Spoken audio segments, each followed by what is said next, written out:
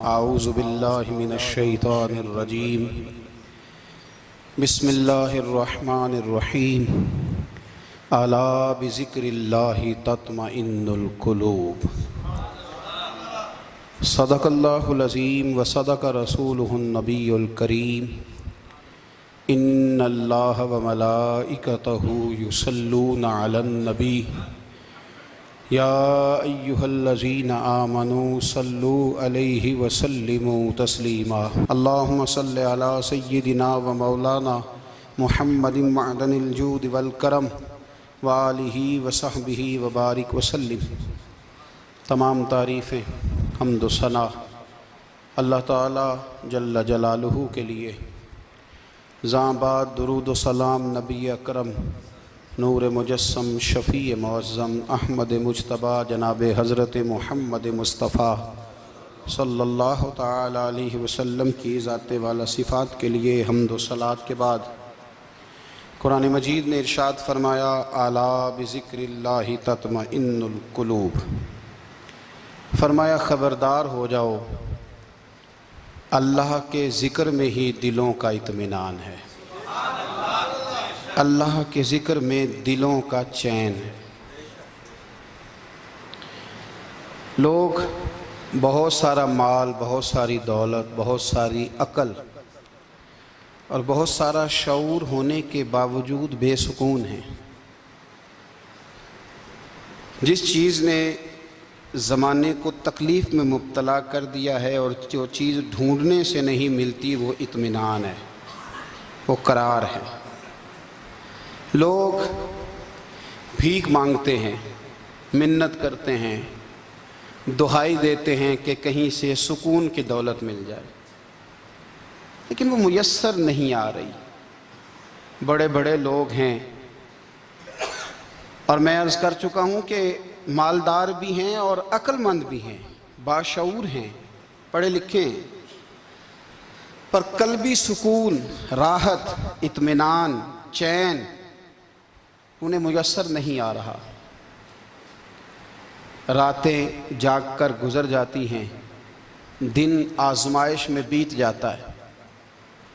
وہ کبھی اس کے لیے ٹھنڈے علاقوں کا سفر کرتے ہیں، کبھی دوستوں کی مجلسوں میں جا کر کے بیٹھتے ہیں، کبھی گھر سے دور اکیلے میں تنہائی میں وقت گزارنے کی کوشش کرتے ہیں، لیکن دولت سکون ناپید ہوتی ہے، میسر نہیں آتی۔ عرش کا رب فرماتا ہے کیوں تو بھٹکتا پھرتا ہے، کیوں دائیں بائیں جاتا ہے، چپ کر کے مسجد آ جا اور لوگوں سے بچ کے تنہائی میں میرا ذکر کر۔ اللہ ملے گا کیا؟ فرمایا اعلیٰ بذکر اللہ تطمئن القلوب، میں تیرے بے چین دل کو چین عطا کر دوں گا۔ وہ تیرا تڑپتا اور پھڑکتا ہوا مزاج، اسے میں سکون کی دولت دوں گا۔ یہ تجھے کہیں اور نہیں ملے گا، یہ میری یاد میں ملے گا۔ یہ چین، قرار، سکون تجھے یہیں میسر آئے گا۔ اطمینان قلبی زندگی کا حسن ہے بھائی، دولت سکون اصل ہے۔ بڑے ٹھنڈے کمرے میں کچھ لوگوں کو نیند نہیں آتی، اور داتا صاحب رحمۃ اللہ علیہ آپ جائیں تو دونوں سڑکوں کے بیچ جو فٹ پاتھ ہے نا، اس پہ بھی کچھ لوگ سوئے ہوتے ہیں۔ ادھر سے بھی گاڑیاں گزرتی ہیں، ادھر سے بھی گاڑیاں گزرتی ہیں، لیکن بس نیند ہے نا، اللہ کا فضل ہے، اس نے دے دی ہے، آنے والوں کو آ گئی ہے۔ اطمینان قلبی، میرا معاشرہ بے سکون ہے، بے قرار ہے۔ مجھے کچھ لوگ کہتے ہیں جی میں آج کل بڑا بور ہو رہا ہوں، تو میں کہتا ہوں یار ہمیں تو ٹائم ہی نہیں ملا آج تک بور ہونے کا، نہیں وقت ہی نہیں اتنا میسر آیا، کون سا ٹائم نکالے جس میں بندہ بور ہو؟ وہ تو ہے کہ انسان کچھ فارغ ہو، کہیں اس کے پاس گنجائش ہو تو بور بھی ہو لے۔ کیسے بور ہو لیتے ہو؟ یہ کیا ہوتا ہے بور ہونا؟ زندگی میں اتنا وقت ہی کہاں ہے کہ انسان بور ہوتا پھرے اور یہ تصور بناتا پھرے کہ میں بڑی آزمائش میں ہوں، تو میں بڑے بور ہو رہا ہوں، تو میں بڑی تکلیف میں ہوں۔ تو وقت بہت زیادہ ہے ہمارے پاس، لایانی کاموں میں ضائع بڑا ہوتا ہے، تو ہم بور ہوتے ہیں، پریشان ہوتے ہیں۔ اللہ فرماتے ہیں یہ جو میری یاد ہے نا، لیکن اس کا بھی ایک طریقہ ہے یاد کا، اس طریقے سے اگر میرے رسول کریم علیہ السلام نے فرمایا اللہ کا ذکر اس طرح کرنا کہ دیکھنے والا تمہیں دیوانہ سمجھے۔ لوگ سمجھیں کہ کوئی مجنون ہے، کوئی جنونی ہے، کوئی پاگل ہے۔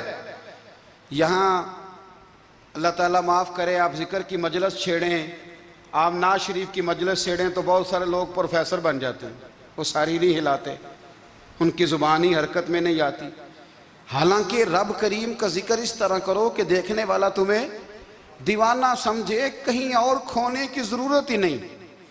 میرے حبیب گویا ہمیں فرماتے ہیں تو رب کے ذکر میں اس طرح کھو جا کہ تجھے دنیا کا خیال ہی نہ رہے، تجھے پھر دنیا کی ہوش نہ رہے۔ لیکن اگر نماز میں بھی خیال غیر آئے، ذکر میں بھی توجہ کہیں اور ہو، زندگی میں وہ عجیب لمحہ تھا، وہ میرے ساتھ تھا اور میں تنہا تھا، اگر ماحول یہ ہو کہ آپ کہیں جسم کے ساتھ تو موجود ہوں، روح موجود نہ ہو، تو پھر لذت ذکر بھی میسر نہیں آتی، پھر کیف نہیں حاصل ہوتا۔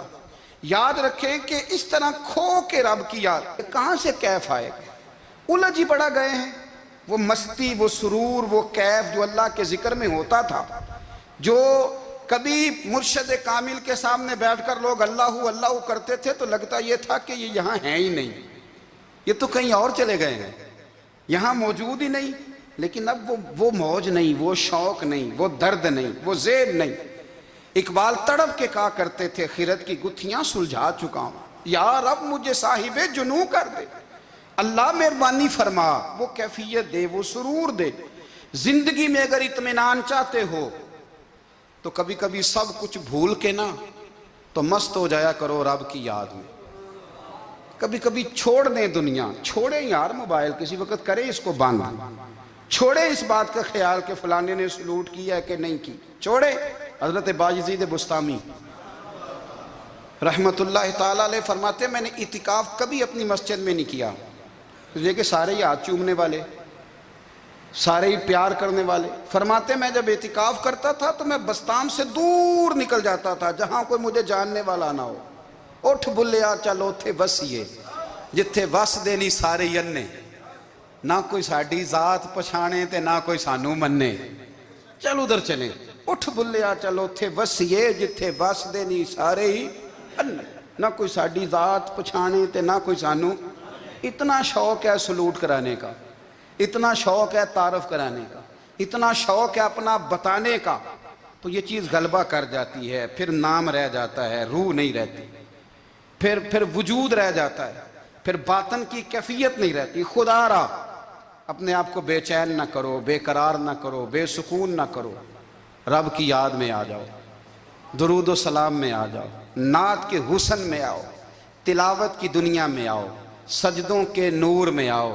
آؤ کبھی کھول کے دل مسجد کی صفائیاں کریں، آؤ نہ کبھی کوئی بوڑھا، دادی، نانی، دادا، ان کے پاس بیٹھ کے پیر دبا کے اللہ کو راضی کریں۔ یہ کیف والی جگہ ہیں، یہ سرور والی جگہ۔ اتنی بے چین ہماری زندگی ہے، بے قرار ہے، تڑپتے ہوئے لوگ، لڑتے ہوئے لوگ، ایسے لگتا ہے ابھی ایک دوسرے کا گریبان تھام لیں گے، بے قرار، بے چین۔ کسی کو انتظار کا کہا جانا کہ 10-20 منٹ کسی کا انتظار کرو تو بعض لوگوں مجھے ایسے لگتا ہے جیسے ان کا کلیجہ پھٹ جائے گا، ڈاکٹر کے انتظار میں بیٹھے ہیں تو بڑے پریشان ہیں۔ کسی کو ملنے گئے ہیں کو آدھا گھنٹہ بیٹھنا پڑ گیا تو بڑی دقت میں ہیں۔ اپنے آپ کو سکون دیں۔ آپ یقین کریں بڑا مزہ آتا ہے، کبھی کسی کا انتظار کرنا پڑے تو 2-4 تسبیح درود شریف پڑھی جاتی ہے، یعنی ذوق بن جاتا ہے کہ چلو اللہ نے موقع دیا ہے، کوئی سرکار کو یاد کر لیں، تنہائی مل گئی۔ ہمارا مزاج جس سختی کا شکار ہے، وہ سختی آہستہ آہستہ ہمیں زیادہ آزمائش میں ڈال گئی۔ تو میرے بھائی زندگی میں اطمینان حسن ہے، اور وہ سب سے زیادہ اللہ کی یاد میں ملتا ہے، وہ سب سے زیادہ رب کریم کے ذکر میں۔ سب سے زیادہ جو چاہتا ہے نا دل ٹھنڈا رہے، زبان میٹھی رہے، وہ مدینے والے محبوب پہ درود و سلام پڑھا کرے، وہ حضور پہ درود و سلام پڑھا کرے، زبان میٹھی رہے گی۔ میرا ذاتی تجربہ ہے کہ جو آدمی اپنے اخلاق سنوارنا چاہے وہ حضور پہ درود شریف پڑھے، جو اپنے اخلاق سنوارنا چاہے، طبیعت کو ٹھنڈا رکھنا چاہے، وہ درود شریف پڑھے، اس کا دل سکون میں آئے گا۔ کچھ کام اور ہیں زندگی میں اطمینان کے لیے، ان کا ہونا بھی بڑا ضروری ہے۔ سب سے پہلے اگر آپ چاہتے ہیں نا زندگی میں سکون ہو تو حقیقتوں کا سامنا کرنا سیکھیں، آپ جو ہیں وہ رہنا سیکھیں، جو آپ نہیں ہیں وہ بننے کی کوشش نہ کریں۔ حقیقت کا سامنا کرو گے تو زندگی اطمینان میں آ جائے گی۔ ہم نے نا بہانے بنا لیے ہیں، ہیلے بنا لیے ہیں، جھوٹ کے سہارے اپنے آپ کو اونچا کر لیا۔ ایک آدمی سے کہا جاتا ہے تو رشوت نہ لے، تو کہتا ہے میں غریبوں سے نہیں لیتا۔ تو میرا سوال یہ ہے کہ امیروں کا حساب لینے کی اللہ نے تیری ڈیوٹی لگائی ہے، تیرے ذمہ لگایا ہے کہ تو امیروں کا حساب کر، تمہیں کیا ضرورت پڑی ہے؟ ہم نا بہانہ کرتے ہیں، رشوت لینے والے کا الگ بہانہ ہے اور سفارش والے کا الگ بہانہ ہے۔ حقیقت کا سامنا کریں، حقیقت کا۔ جو میرے ذمہ داریاں ہیں وہ میں نے پوری کرنی، جو آپ کی ذمہ داریاں ہیں وہ آپ جان نہ چھڑائیں، حقیقت پسند بنیں۔ میرے رسول کریم، پھر پڑھیے درود شریف صلی اللہ تعالی علیہ وسلم۔ حضور صلی اللہ علیہ وسلم نے فرمایا کہ میری بیٹی سیدہ فاطمہ الزہرا رضی اللہ تعالی عنہا صرف جنتی نہیں، جنتی عورتوں کی سردار ہے۔ لیکن حضور نے یہ بھی فرمایا کہ فاطمہ یہ خیال رکھنا اگر اللہ نے حساب پوچھا تو حساب تم نے خود دینا ہے۔ حقیقت کی طرف توجہ کرائی حضور نے، وہ صرف جنتی نہیں، جنتی عورتوں کی سردار ہیں، پر حقیقت کی جانب توجہ۔ میں حقیقت یہ ہے کہ اگر مالک نے حساب پوچھا تو اس کی تیاری بھی کرنی ہے۔ دیکھیں نا، ہمیں کچھ یقین نہیں، اللہ معاف کرے کہ ہمارا حساب کیسا ہوگا، لیکن کتنے آزاد ہیں۔ یعنی بڑی دلیری سے بندے کہتے ہیں فجر نہیں پڑھتا جی، 3 پڑھتا ہوں جی، شاہ رہ جاتی ہے جی، کپڑے صاف، بڑی دلیری سے۔ اور سیدہ فاطمہ الزہرا نے ساری رات مصلی آباد رکھا ہے، حالانکہ انہیں یقین تھا کہ رب مجھے بغیر حساب کتاب جنت دے گا۔ حقیقت کا سامنا کریں، جو حقوق آپ کے ہیں وہ آپ نے ادا کرنے ہیں، جو ذمہ داریاں ہیں وہ ذمہ داریاں ہیں۔ دیکھیں نا، حضرت موسیٰ کلیم اللہ علیہ السلام کے پاس اسرائیل روح نکالنے آئے تو حضرت موسیٰ نے تھپڑ مارا، آنکھ نکال دی، واپس گئے۔ اللہ انہوں نے تو جلال فرمایا ہے، کہا موسیٰ علیہ السلام سے کہیے بیل کی پشت پر ہاتھ رکھیں، جتنے بال ان کے دست مبارک کے نیچے آئیں گے اتنے 1000 سال ان کی عمر بڑھا دی جائے گی۔ یعنی میرے کان میں کوئی بتا دے کہ جناب 60 سال بڑھ گئی، یا آپ کے کان میں کوئی کہہ دے تو خوشی ہوتی ہے کہ نہیں؟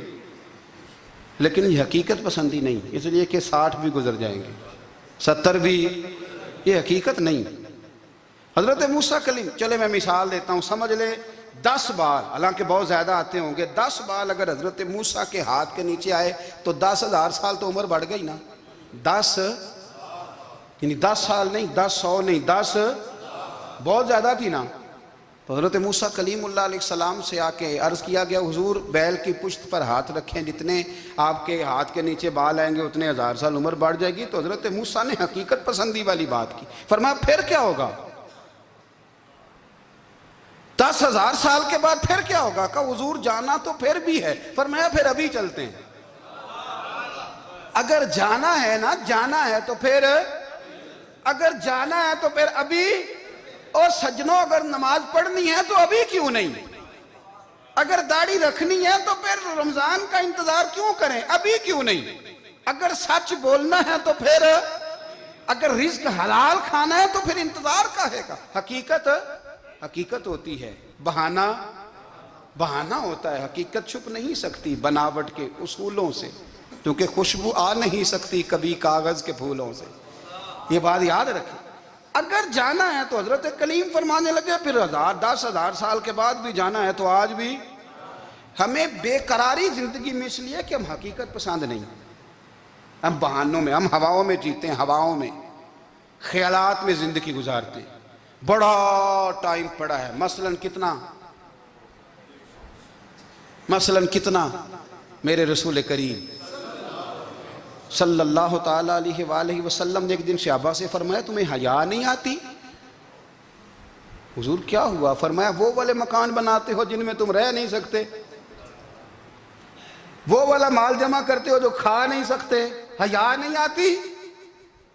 عرض کی حضور حکم کریں تو محبوب فرمانے لگے جوتے کا ایک تسمہ بند کرتا ہوں تو سوچتا ہوں دوسرا بند کرنے سے پہلے موت آ جائے گی، ایک سانس اندر جاتی ہے تو دوسرا آنے سے پہلے میں یاد کرتا ہوں کہ مجھے دنیا سے جانا ہے۔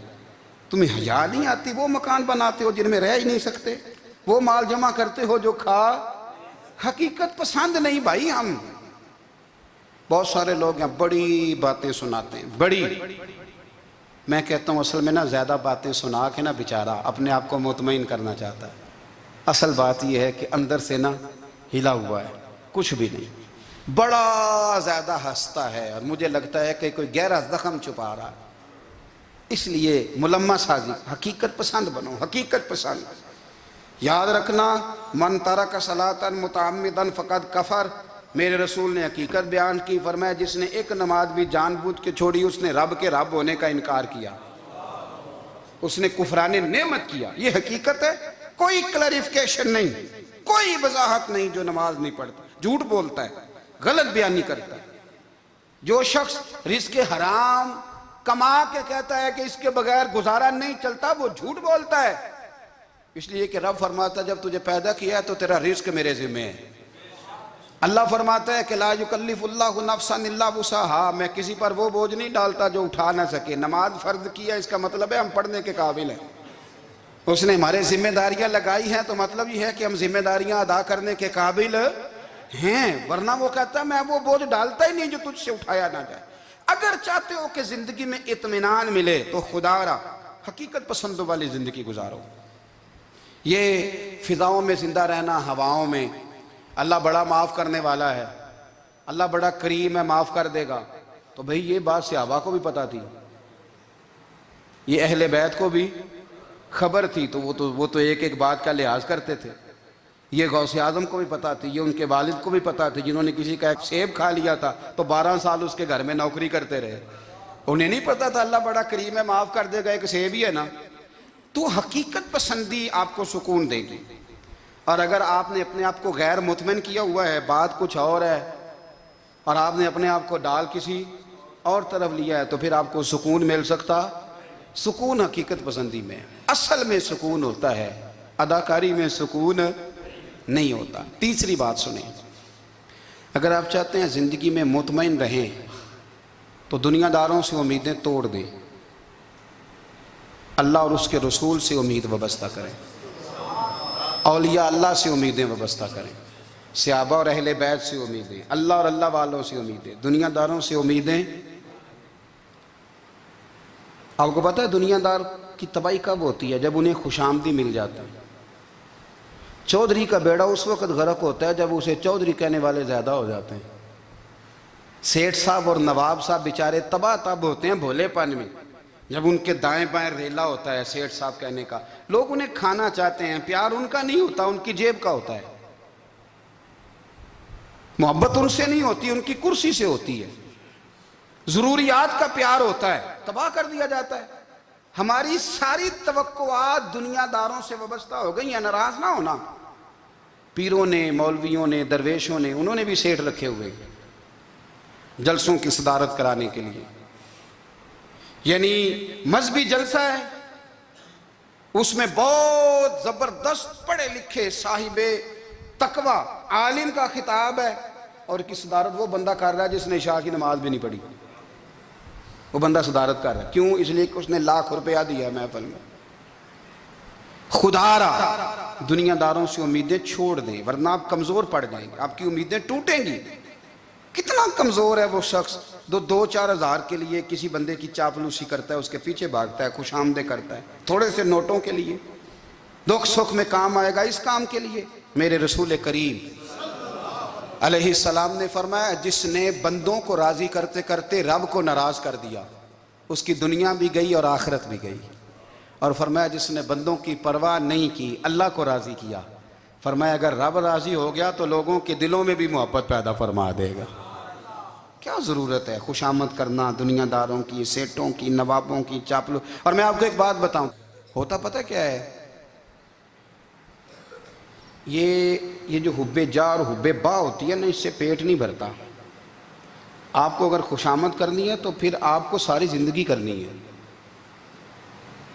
پھر ان کو بھی پتہ ہوتا ہے کہ تعلق کس بنیاد پر ہے، اس میں کبھی بھی خلوص پیدا نہیں ہوتا۔ آپ بے چین رہتے ہیں، بے قرار رہتے ہیں، آپ کو تکلیف رہتی ہے ہمیشہ۔ کبھی بھی دنیا داروں سے امیدیں وابستہ نہ کریں۔ ایک بات سنیں بڑی شاندار، امام غزالی نے لکھی ہے۔ امام غزالی فرماتے ہیں کہ ہارون رشید نا حج کر کے واپس آیا بغداد میں، تو کونے میں حضرت بہلول دانا بیٹھے تھے، رش بہت تھا، مجمع بڑا تھا، حضرت بہلول دنا بھی سڑک کے کنارے بیٹھے تھے تو سپاہی کہنے لگے یہاں سے اٹھ جاؤ، فرمانے لگے ہارون رشید کی زمین نہیں، زمین میرے رب کی ہے، میں کیوں اٹھوں؟ وہ قریب سے گزرا تو سلام لی، تو آپ نے اس کا پروٹوکول دیکھا تو فرمانے لگے ہارون رشید تجھ سے تگڑے تگڑے موٹے موٹے پروٹوکول میں نے لوگوں کے دیکھے ہیں، اور یہ جو تیرے دائیں بائیں آج تیرے نعرے لگا رہے ہیں یہ پہلے ان لوگوں کے نعرے لگایا کرتے تھے، اور تھوڑا وقت گزرنے دے، جو تیرے بعد آئے گا نا یہ سارے پھر ان کے نعرے بھی لگائیں گے۔ تو جھوٹ کی دنیا میں زندہ ہے، ان سے تو نے امیدیں وابستہ کی ہیں، یہ کل اس کے نعرے لگائیں گے۔ اس کے دل پہ بڑا اثر ہوا، گھوڑے سے اتر آیا، آگے کہنے لگا حضور آپ نے مجھے بڑی اچھی نصیحت کی ہے، میرا دل بڑا ٹھنڈا ہوا ہے، میں نے سنا ہے آپ مقروض ہیں، کچھ لوگوں کا قرض، تو مجھے کوئی حکم ہی کر دیں۔ آپ ہنسنے لگے، فرمانے لگے یار تو بڑا ہی بیوقوف ہے، بڑا ہی بیوقوف ہے تو، میں تجھے نصیحت کر رہا ہوں تو مجھے الجھا رہا ہے، حضور کوئی حکم کر دیں۔ کیا خوبصورت انداز ہے رب کریم کے بندوں کا۔ حضرت بہلول دانا فرمانے لگے تیرا رب کون ہے؟ کہا اللہ، تو فرمایا میرا کون ہے؟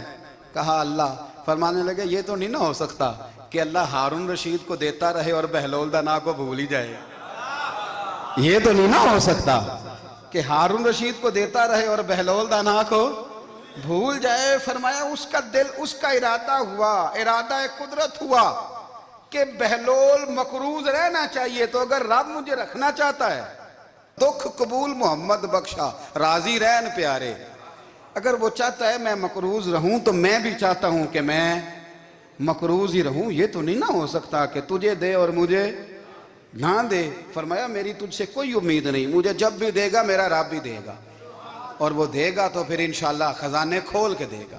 دنیا داروں سے امیدیں وابستہ کرنا، لوگوں کے پیچھے، یہ چھوڑ دیں، آپ بے چین رہیں گے، بے قرار رہیں گے۔ اللہ والوں سے ضرور امیدیں وابستہ کریں، اس لیے کہ ان کے پاس جو کچھ ہوتا ہے وہ دراصل رب کا ہی ہوتا ہے، لیکن سیٹھوں سے، نوابوں سے، سیاستدانوں سے باز آ جائیں، ہماری بڑی امیدیں وابستہ ہیں۔ میں اکثر کہتا ہوں جتنے پھیرے نوکری کے لیے دنیا دار کے دروازے پہ لگائے ہیں نا، اس سے کم دفعہ مسجد میں نفل پڑے ہوتے تو رب اتنی بڑی مہربانی فرما دیتا۔ تیسری بات یہ یاد رکھیں، اگر سکون لینا چاہتے ہیں نا، اگر سکون لینا چاہتے ہو نا تو لوگوں کو ڈسکس کرنا بند کر دو۔ کس کو اللہ نے کتنے پیسے دیے ہیں وہ جانے اور اللہ جانے، کس کو اللہ نے کتنی گاڑیاں دی ہیں وہ جانے، اور لوگوں کو ڈسکس کرنا جی۔ یعنی میں ایک جگہ بیٹھا تھا تو ایک صاحب گاڑی والا گزرا، گاڑی میں بیٹھ کے، اس کا پڑوسی تھا، کہندے تھا منہ ہے کار والا، میں کہ وہ تے ہے تاں ہی بیٹھا ہے، تے ہن میں کہ سمجھانا سی نا انہوں، میں کہ توں تے میں حساب لائیے بھی ساڈے کول کوئی نہیں، وہ تے ہے، لیکن نا اللہ نے اسے دی ہے نا، تو اللہ نے چاہا نا وہ کار میں بیٹھے، تو جس نے پھٹے پہ بیٹھ کے یہ تبصرہ کیا کہ منہ ہے کار والا، میں کہ ابھی وہ تے ہے تاں کار ہے۔ اب مجھے اور تجھے اندازہ لگانا چاہیے کہ ہم کیا یہ بحث ہے، یعنی اللہ کو چاہیے تھا معاذ اللہ کے پہلے تم سے پوچھتا کہ اسے کار دینی ہے کہ نہیں، کیا مطلب فضول بحث ہے۔ وہ چیز ہمیں اتنا تنگ کرتی ہے، اتنی تکلیف دیتی ہے کہ آپ یقین کریں سارا دن اسی کو ڈسکس کرتے ہیں، سارا دن۔ اس کے پاس گاڑی ہے، اس کے پاس کار ہے، فلانے کا پیسہ 1 نمبر ہے، فلانے کا 2 نمبر ہے، فلانے کا 6 نمبر ہے، اصل بات کے اندر حسد ہے، اس کو نکالو۔ ایک بات کہنے لگا ہوں، اسے یاد رکھنا، میرے اعلیٰ حضرت رحمۃ اللہ علیہ فرمایا کرتے، حسد کرنے والا بندوں پر اعتراض نہیں کرتا، اللہ پر اعتراض کرتا ہے۔ وہ کہتا ہے اللہ اسے کیوں دیا ہے، اتنا کیوں دیا ہے، معاذ اللہ وہ اللہ کی تقسیم پر اعتراض کرتا ہے۔ حسد کرتے ہو بے چین رہو گے، حسد آپ کے دل کو تڑپا کے رکھ دے گا، چھوڑے۔ اللہ بڑا کریم ہے، جس کو جہاں چاہتا ہے وہاں بٹھا دیتا ہے۔ آپ قطعاً اس بحث میں نہ پڑے کہ اللہ نے کس کو کتنا دیا ہے، کب دیا ہے، کیوں دیا ہے، وہ بڑا بے نیاز ہے۔ حسد آپ کو تباہ کرے گا۔ دنیا میں پہلا گناہ جو ہوا تھا وہ حسد تھا۔ ابلیس نے حضرت آدم سے حسد کیا، کہنے لگا میں بہتر ہوں، سرداری اس کو مل رہی ہے، یہ تو اللہ کو پتہ ہے نا کس کو دینی ہے۔ اور دنیا میں پہلا قتل حسد کی وجہ سے ہوا، حابیل قابیل کے درمیان حسد کا معاملہ تھا، خاتون کا نکاح اس سے کیوں ہو رہا ہے، مجھ سے ہونا چاہیے۔ حسد تباہی کرتا۔ آپ یقین کریں، یعنی دکاندار کے سامنے دوسری دکان پڑتی ہے اور پریشان ہو جاتا ہے، وہ کہتا ہے میرا کیا بنے گا، لا حول ولا قوت الا باللہ العلی العظیم۔ یعنی تیرا کیا خیال ہے کہ تیرے حصے کی روٹی وہ کھا جائے گا؟ اتنا چھوٹا دل. یعنی تیرا موقف یہ ہے کہ تیرے حصے کا نصیب اس تک چلا جائے گا، یہ تیری خواہش ہے. ایک دوسرے کی کمزوریاں بیان کرنا، اس کا تو مال ہی ناقص ہے جی، اس کے تو پاس ہی کچھ نہیں. یہ تو کمزور لوگوں کا طریقہ ہے. میرے رسول کریم علیہ السلام گزر رہے تھے، پت جھڑ کا موسم تھا، خزاں کا موسم تھا، درختوں کے پتے جھڑ رہے تھے. صحابہ کو ساتھ لے کے حضور گزرے اور ایک درخت کی ٹہنی کو پکڑ کے حضور نے ہلایا. صحابہ فرماتے ہیں کہ چھم چھم اس کے پتے گرے، زمین پر ڈھیر لگ گیا. حضور نے فرمایا دیکھا تم نے کیا ہوا؟ حضور ہاں. فرمایا کتنی تیزی سے پتے جھڑے ہیں، صرف تنا رہ گیا ہے اور خالی ٹہنیاں رہ گئی ہیں، کوئی حسن بچا ہے؟ حضور نہیں. تو نبی کریم فرمانے لگے جو حسد کرتا ہے نا، اس کی نیکیاں بھی اسی طرح جھڑ جاتی ہیں، اسی طرح. اور ایک جگہ حضور فرمانے لگے جس طرح راکھ لکڑی کو آگ کھا جاتی ہے، جس طرح لکڑی کو آگ، جب آگ کھا جائے تو پھر لکڑی کو لکڑی نہیں کہا جاتا، راکھ کہا جاتا ہے، کوئلہ کہا جاتا ہے. اس کی اصل باقی یعنی اسے کھائی جاتی ہے. تو حضور علیہ السلام فرمانے لگے جس طرح آگ لکڑی کو کھا جاتی ہے، فرمایا اسی طرح حسد نیکیوں کو کھا جاتا ہے، نیکیاں رہتی نہیں. حسد کرنے والے کے پاس نیکیاں یعنی ان کی اصل شکل موجود، کبھی بھی حسد نہیں کریں. اللہ کی تقسیم ہے، جس کو چاہے جب چاہے جتنا چاہے عطا کرے. اور چوتھی بات میرے بھائی، کبھی بھی بغض نہ پیدا کریں. بغض والے لوگ بے سکون رہتے ہیں. بہت ساری کمزوریاں ہمارے اندر ہوتی ہیں نا، پھر اللہ ہماری روزی تو نہیں نہ بند فرماتا. یہ تو نہیں کہتا کہ زمین سے نکل جاؤ. اگر یہی والا معاملہ ہو جو ہمارا ہے کہ شادی پہ اس نے میرے ساتھ برا سلوک کیا تھا، اب ساری زندگی بغض رکھنا ہے. اگر یہی معاملہ فرشتے اللہ کی بارگاہ میں کہیں کہ یا اللہ اس نے فلانے دن شراب پی تھی، اب اس کو زمین میں نہیں رہنے دینا، نظام زندگی چلے گا. تو اگر اللہ ہمیں معاف کرتا ہے تو ہم بندوں کو معاف کیوں نہیں کرتے؟ آپ یقین کریں اتنی لمبی عداوتیں، اتنا لمبا حسد، اتنا لمبا بغض، اتنا لمبا. حدیث میں نے پڑھی، میں حیران رہ گیا. میرے نبی کریم علیہ السلام نے فرمایا اپنی بیوی سے کبھی بغض نہ رکھنا. اگر اس کی ایک بات ناپسند ہو تو اسے چھوڑ کے وہ بات دیکھو جو تمہیں پسند ہے. میں اس حدیث کو پڑھ کے سوچنے لگا کہ کیا بیوی کا بھی بغض رکھتے ہیں لوگ؟ اب حضور نے کہا ہے تو اس کا مطلب ہے لوگ بیوی کا بغض بھی رکھتے ہیں. اب اس پر استدلال کر کے مجھے کہنا پڑے گا کہ سسرال والوں کا بغض بھی رکھتے ہیں. کہنا پڑے گا کہ بھائی کے سسرال والوں سے بھی بغض رکھتے. اس حدیث کی روشنی میں سمجھا کہ لوگ بھابھی کا بغض بھی بغض رکھتے ہیں. بغض، ورنہ عادتیں تو ہماری بھی کئی بری ہوتی ہیں. اگر عادات ایک وجہ بنے اختلاف کی تو عادتیں تو ہماری بھی کئی بری ہیں، لیکن ہم اپنی بری عادتوں سمیت اپنے آپ سے پیار کرتے ہیں، اور سامنے والے کی ایک بھی عادت بری ہو تو اس سے بغض رکھتے ہیں. بغض نہ پیدا کریں. میرے نبی پاک علیہ السلام نے فرمایا کچھ چیزیں تمہارے دین کو مونڈ ڈالیں گی، تباہ کر دیں گی، کاٹ دیں گی. حضور کون سی؟ فرمایا حسد، تکبر اور بغض، یہ تمہارے دین کو تباہ کر دیں. ہم بے چین اس لیے ہیں کہ ہم نے بہت سارے لوگوں کا بغض پالا ہوا ہے، اور ہر فیلڈ میں سیاستدان نے سیاستدان کا، ذاتیات پر اتر کے بات کرتے ہیں، معزز ترین لوگ، تاجر نے تاجر کا، اللہ ماشاءاللہ بعض جگہ پہ اہل علم بھی ایک دوسرے سے عداوت رکھتے ہیں. خدا را دل رب کریم کے آنے کا ٹھکانہ ہے. یہ صاف ہوگا تو اس میں رب رسول کے جلوے ہوں گے. اگر اس میں عداوت ہو، اس میں بغض ہو، اس میں کینہ ہو، نفاق ہو، سنیں میرے رسول کریم حضرت ابوبکر صدیق رضی اللہ تعالیٰ عنہ کہتے ہیں میں رو ہی پڑا. مکہ فتح ہوا نا تو اکرمہ بن ابو جہل نے پیغام بھیجا کہ میں نا کلمہ پڑھنے کے لیے آ رہا ہوں. بات لمبی ہے، میں موضوع پہ رہنا چاہتا ہوں.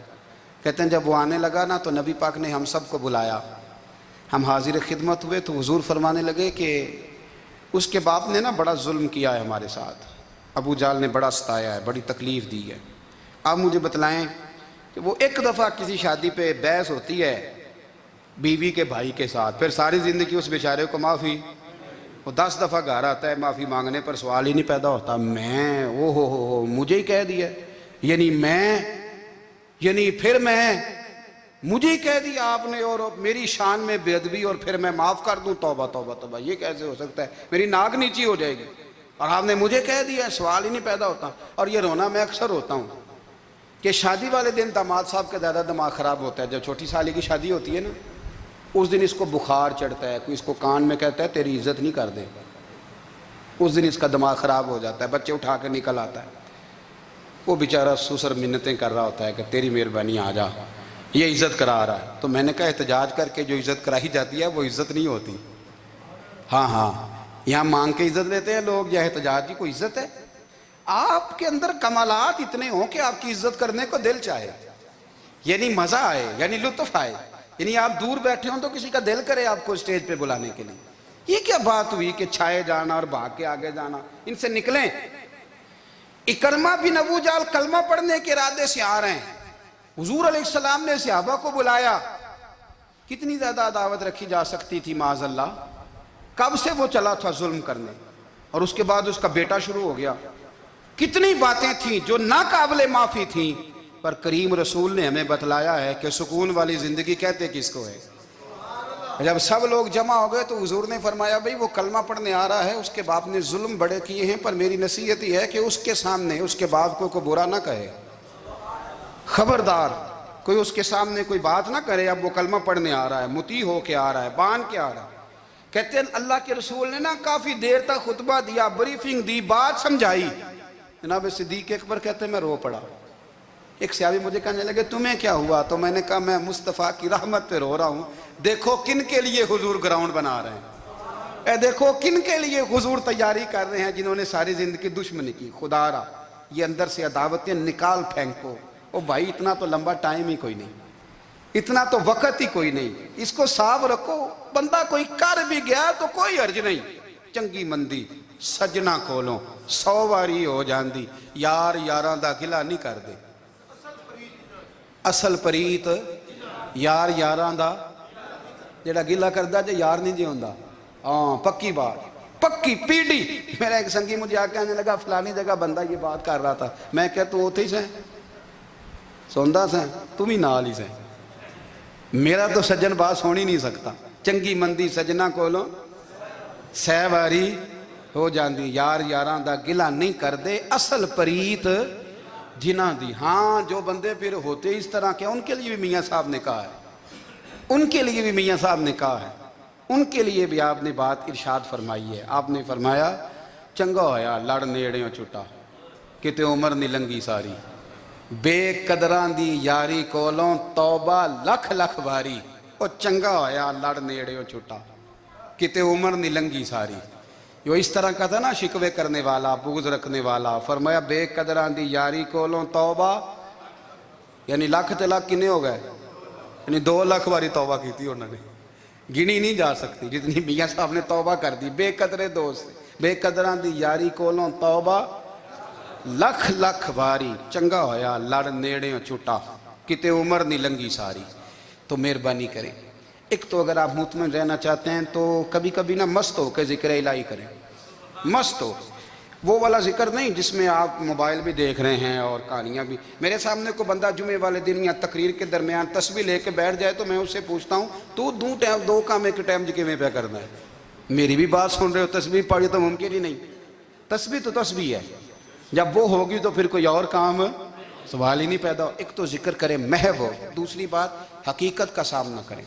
آپ اگر مطمئن رہنا چاہتے ہیں تو حقیقت پسند بنیں تیسری بات حسد چھوڑ دیں دوسروں کو ڈسکس کرنا چھوڑ دیں آپ یہ دیکھیں کہ اللہ نے مجھے کیا کچھ دیا اس پہ راضی رہیں اور چوتھی بات عداوت چھوڑ دیں سینے میں کینہ چھوڑ دیں آپ کی زندگی مطمئن ہو جائے گی آپ خوشحال رہیں گے وہ جو آپ لفظ کہتے ہیں نا کہ میں بور ہوں میں پریشان ہوں اس سے آپ نکل آئیں گے اللہ ہمیں محبوب کی غلامی میں زندہ رکھے غلامی میں موت